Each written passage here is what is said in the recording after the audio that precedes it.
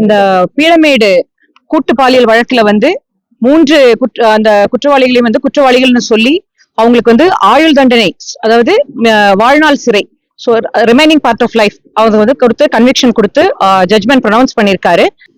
இந்த கேஸை பொறுத்த வரைக்கும் அக்கரன்ஸ் வந்து 2/11/2025 நடந்திருக்கு.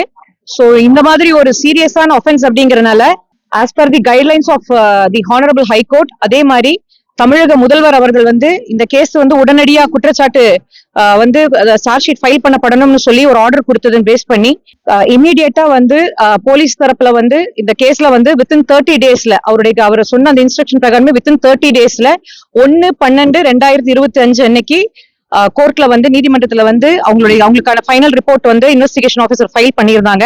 அடிஷனல் மகிழா கோர்ட்ல அதை ஃபைல் பண்ணியிருந்தாங்க. அதுக்கப்புறம் அங்கிருந்து இந்த ஆஃபென்ஸ் வந்து ஒரு கிரேவ் ஆஃபென்ஸ்ங்கிறதுனால கோர்ட் ஆஃப் செஷன்ஸ் இத நடத்தணும் அப்படிங்கறக்காக கமிட்டல் ஆகி கோயம்புத்தூர் மகிழா கோர்ட்டுக்கு வந்து விசாரணைக்காக கொண்டு வரப்பட்டது. அதற்கு பிற்பாடு மீண்டும் வந்து கூடுதல் குற்றப்பத்திரிகையும் தாக்கல் பண்ணினாங்க. எங்க மகிழா நீதிமன்றத்துல தான் தாக்கல் பண்ணியிருந்தாங்க. 2/2/2026 இருந்து இந்த வழக்கு வந்து விசாரணைக்கு எடுக்கப்பட்டு 23/2/2026 அன்று வந்து விசாரணை முடிக்கப்பட்டு 24ல அக்யூஸ்டுடைய கொஸ்டினிங் எல்லாம் முடிஞ்சு அன்றைய தினமே அரசு தரப்புல வந்து ஆர்குமெண்ட்ஸ் ஆரம்பிக்கப்பட்டது. 27th டிஃபென்ஸ் சைட்ல ஆர்குமெண்ட்ஸ் பண்ணாங்க. சோ ஜட்ஜ்மெண்ட்டுக்காக இன்னைக்கு ரிசர்வ் பண்ணியிருந்தாரு.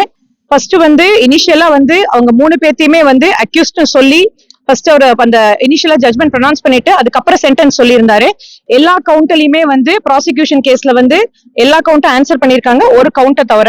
மற்றபடி இதுல ஹையஸ்ட் பனிஷ்மெண்ட் அப்படிங்கிறது அந்த கூட்டு பாலியல் அப்படிங்கறதா 70 சப்கிளாஸ் 1க்கு கீழே வந்து வாழ்நாள் சிறையை சொல்லி கொடுத்திருக்காங்க. மற்ற எல்லா செக்ஷனுக்கு கீழேயாகவும் குற்றவாளிகள் தீர்க்கப்பட்டிருக்காங்க, ஒரு செக்ஷனை தவிர.